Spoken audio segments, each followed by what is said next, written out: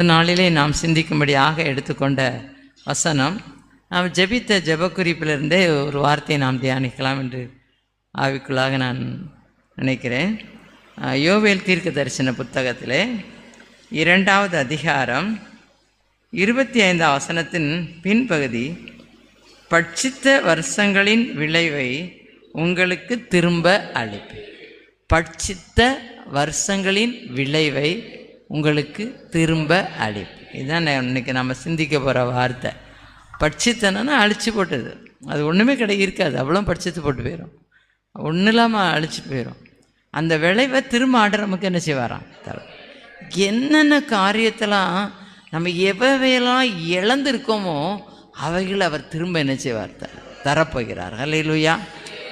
வேதத்தில் அப்படி இழந்து அவர் எப்படிலாம் இழந்தார், அவர் எப்படி காணப்பட்டார், அந்த பட்சித்த வருஷங்களின் விளைவு அவருக்கு எப்படி பூரணமாச்சு அப்படின்னு நம்ம சிந்திக்க போகிறோம்.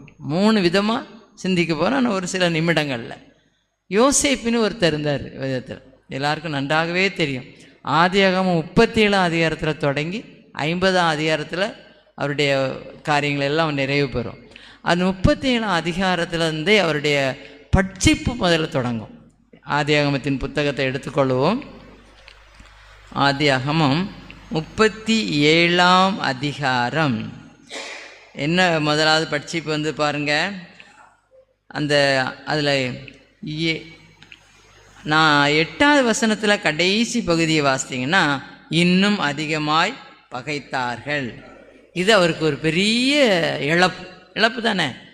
அப்பா இவரை நேசிக்கிறாரு, ட்ரெஸ் எடுத்து கொடுக்காரு பல வரணும். இங்கே அது அப்பாவுடைய விருப்பம். அவர் யாரை எப்படி செய்யணுமோ தகப்பனுடைய இஷ்டம்தான். ஆனால் அந்த ட்ரெஸ்ஸுக்காக அவனை என்ன செஞ்சாங்களாம், சகோதரர்கள்லாம் பகைக்கிறாங்க. அதுவும் கொஞ்சம் பகை கிடையாது, அதிகமாக பகைக்கிறாங்க. அவ்வளவு பகையோடு இருக்கும் பொழுது அவர் 2 சொப்பனம் பார்க்குறாரு. அந்த சொப்பனத்தை போய் அவன் அப்பா அம்மாட்ட சகோதரர்கிட்டலாம் சொல்கிறாரு. முதல்ல சகோதரர்களே அதுக்கு எரிச்சல் ஆகிட்டாங்க.